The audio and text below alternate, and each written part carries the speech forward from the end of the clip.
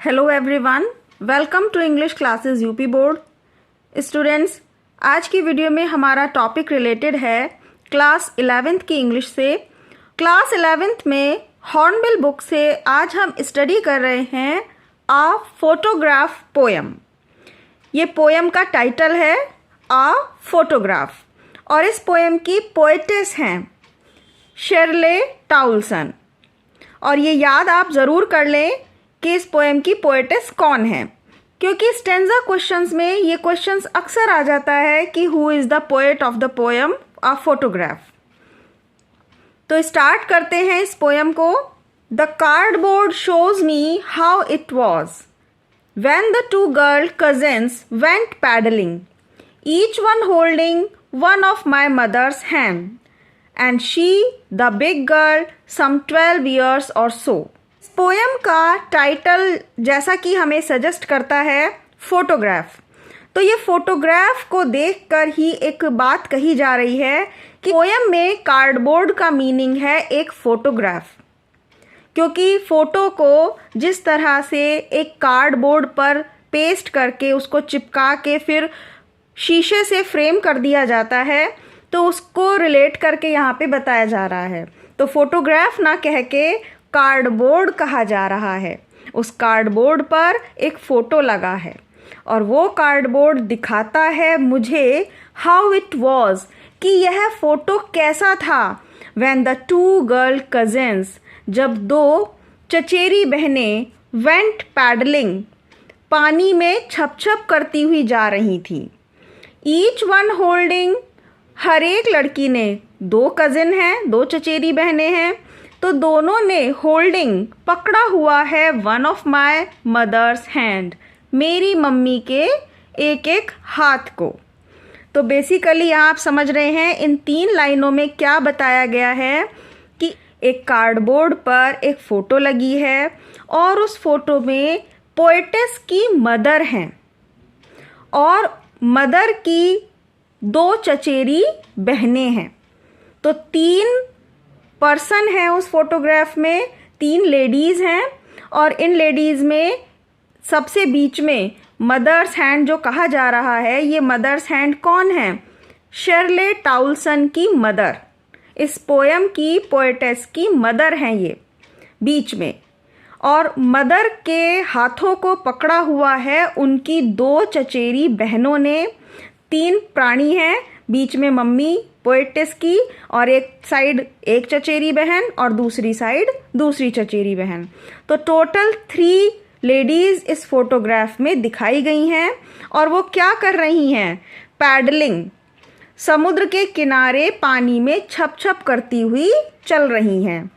And she the big girl some 12 years or so, और उनमें जो बड़ी लड़की है वह लगभग 12 वर्ष की है। ऑल 3 स्टूड स्टिल, तीनों शांत खड़ी हैं। To smile through their hair, और मुस्कुरा रही हैं अपने बालों में से। बालों में से मुस्कुराने का मीनिंग है कि उनके चेहरे पर, उनके फेस पर बाल हवा से आ रहे हैं, बाल लहरा रहे हैं। Eight the uncle with the camera, और अंकल कैमरा लिए उनका फ़ोटो खींच रहे हैं। अंकल फोटोग्राफ में दिखाई नहीं दे रहे हैं, लेकिन ये समझा जा सकता है कि उनका फ़ोटो अंकल ने खींचा है। तो अंकल कैमरा के साथ हैं और फोटोग्राफ में वो अपने बालों में से मुस्कुराती हुई शांत खड़ी हैं। और बालों में से मुस्कुराना मीनिंग कि हवा से बाल उनके चेहरे पर आ रहे हैं।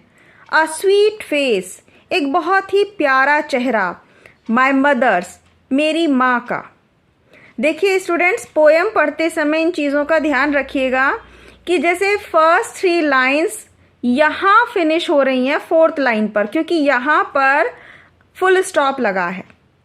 तो अगर पोएम का मीनिंग आप समझना चाहते हैं कि इजीली हमें पता चल जाए, तो इस फुल स्टॉप के अकॉर्डिंग समझा कीजिए। अब ये लाइन यहाँ से स्टार्ट है। All 3 stood still to smile through their hair at the uncle with the camera.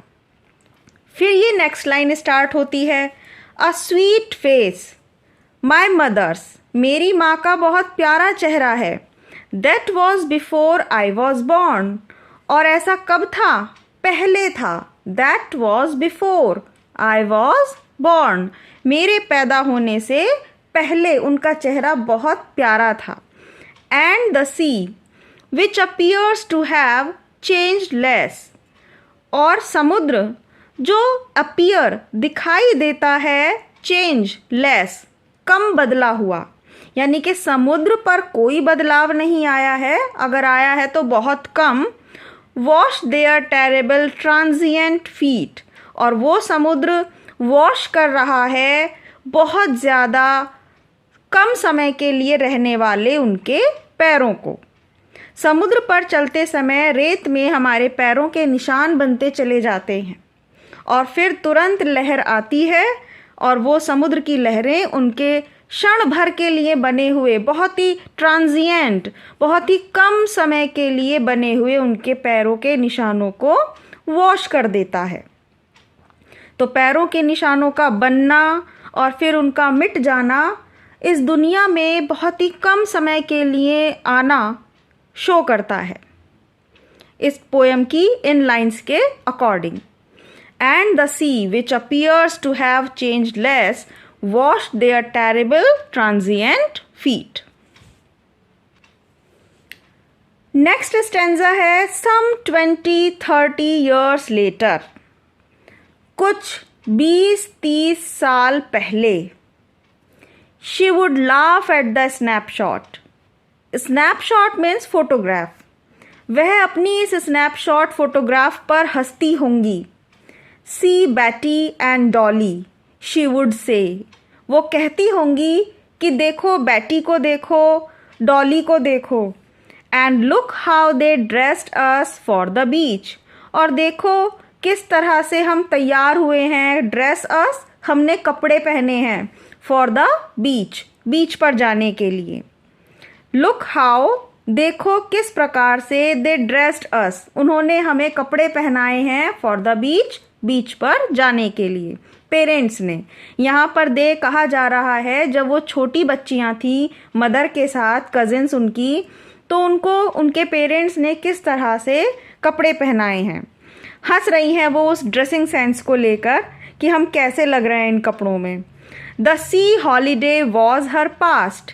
ये फोटोग्राफ उनकी छुट्टियों की है जब वो छुट्टियां मनाने, हॉलीडे सेलिब्रेट करने समुद्र पर गई थी.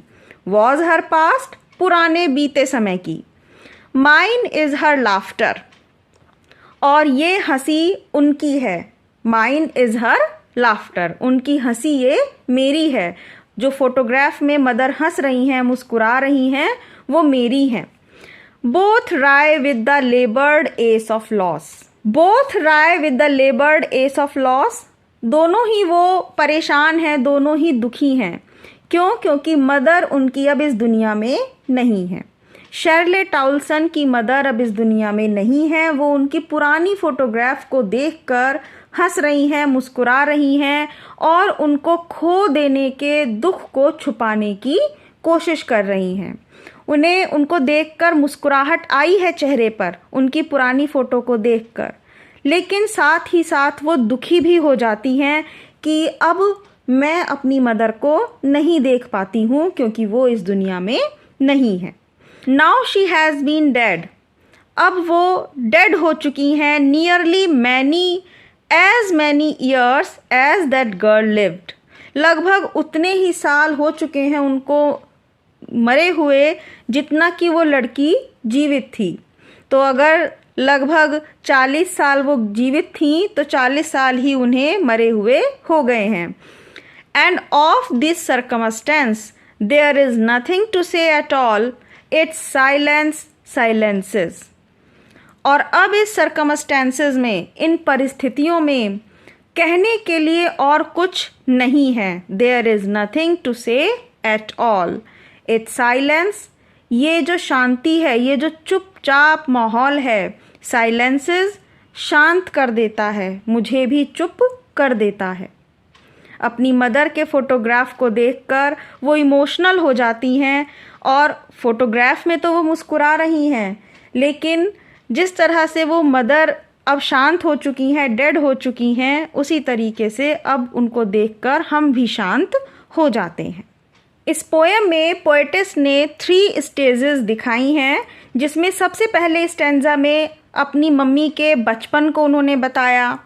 उसके बाद जब वो और बड़ी हो गई और उन्होंने अपने फ़ोटोग्राफ को देखा, कैसे रिएक्ट किया होगा ये बताया। और लास्ट में जब उनकी मम्मी की डेथ हो चुकी है और किस तरह से उनकी बेटी शेरले अब उनको याद करती है, इस तरह से उन्होंने 3 स्टेजेस को डिस्क्राइब किया है। स्टूडेंट्स, आई होप आपको ये पोएम समझ में आई होगी। कमेंट्स में बताइएगा और मिलते हैं इस पोएम के स्टैंजा क्वेश्चन आंसर्स और सेंट्रल आइडिया के साथ नेक्स्ट वीडियो में। Thank you for watching this video. Please channel को सब्सक्राइब करना और वीडियो को लाइक करना नहीं भूलिएगा। Thank you so much.